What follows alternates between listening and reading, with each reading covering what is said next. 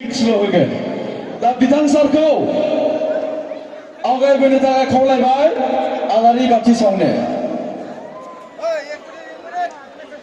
आखाइ खबनानै हो रायजोफोर आरो जोङो बिथांनो आर'नाइ फालि गांसे सुनो नागिरदोंमोन आलारि बाथि सावनायनि सिगां बिथांनो जोङो आलारि बाथि सावनायनि सिगां बिथांनो जोङो गांसे आर'नाइ फालि सुनो नागिरदों आखाइ खबनानै हो रायजोफोर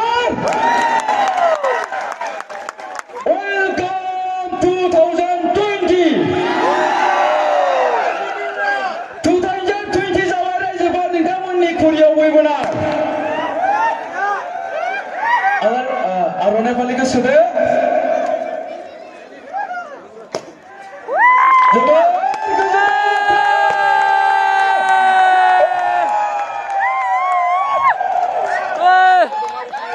लोगो फैला मेन्देला दाब्लानि मेथाइ हेपि निउ इयार्स बरायनायनि दोंसे मेथाइ मोसानाय फैसिगोन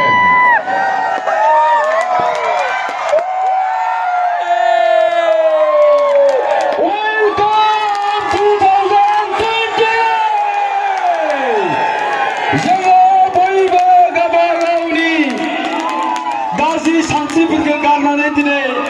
बे गोदान बोसोराव जोङो मोजां सानस्रिजों आगान सुरनो आवगायगोन रायजोफोर नोंथांमोन बयनिसिमबो गोजोन जिउनि थाखाय जोङो हास्थायनाय थाबाय बिथां सारा 1 मिनिट सम नोंथांमोननो हेपि निउ इयार उइस खालामगोन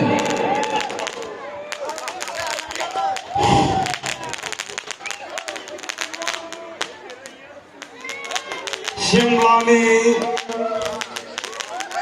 हेपि निउ इयार सिमला बयनिबो रायजोनो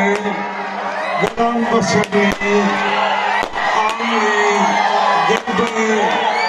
आरो गोसोनि गासैनिबो अननाय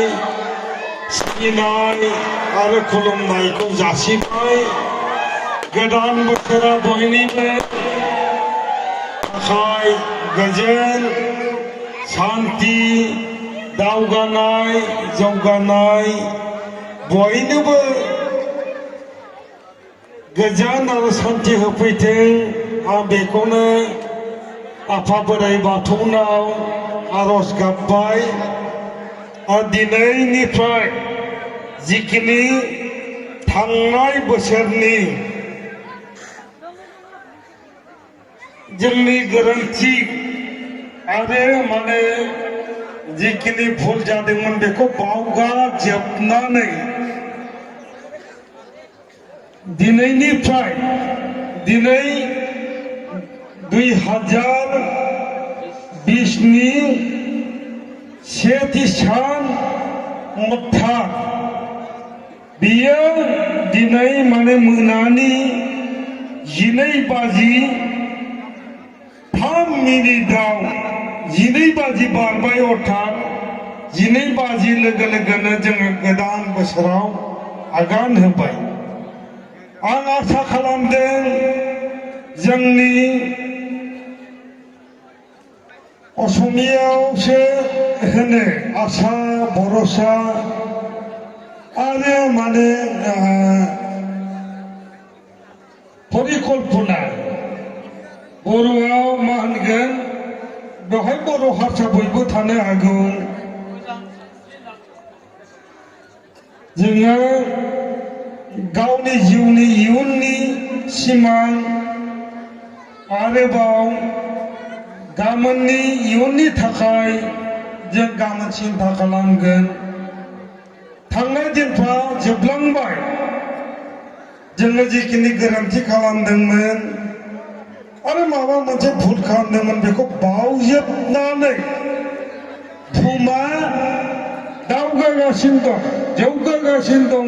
गोदान परिकल्पनाजों थांगासिनो दं बेजों लोगोसे जोङो आगान होलांफानो थाखाय जाहाथे जोङो प्रस्तुत जायो गोदोनि दिनाव जोङो आं बेखौनो एग्जाम्पल होनो नागिरदों थुरि न'आव थायोमोन दा थिं न'आव थायो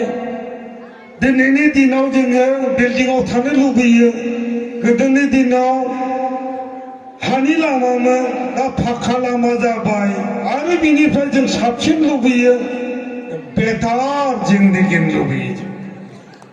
मोजांसिन जीवन जापन खालामनो लुबैयो खालामनांगोन सोर खालामनांगोन नों आरो आं बेनि थाखायनो बयनिबो जिबनाव मोनसे सिमां थानांगोन सिमां जि सिमाङा परिकल्पनाया गावखौ बास्तब खालामनो हायो मा होनो सासे मानसिया परिकल्पना थानांगोन आं गाबोन न'खर संसार जागोन माबायदि गथ' गथाय खांगोन गाबोन बोरै रायजो जागोन आंनि खेथि बाथि आंनि इनकाम मा जागोन आं बोरै रायजो जागोन आरो गथ' गथायखौ बोरै लेखा फोरोंगोन बोरै बेनो देशनि जौगानाय आं बेखौनो आसा खालामदों रायजोनिफ्राय आरो नोंथांमोना बयबो गोदान बोसोराव बेखौनो परिकल्पना ला थांनाय जिखिनि भुल गोरोन्थि जाबाय आरो बेखौ बावजोबनानै गोदान लामाजों गोदान हास्थाय आरो गोदान सेस्ताजों दावखोलांगोन दिनैनिफ्राय आं बे गोदान बोसोराव बयनोबो बेखौनो अननाय सिबिनाय आरो नोंथांमोननिफ्राय मिजिं थिनानै आं बेखिनिखौनो बुंनानै गोदान बोसोरखौ दिनै 2020 बेखौ बरायबाय होननानै फोसावबाय रोजा रोजा साबायखर थाबाय बिथांनिसिम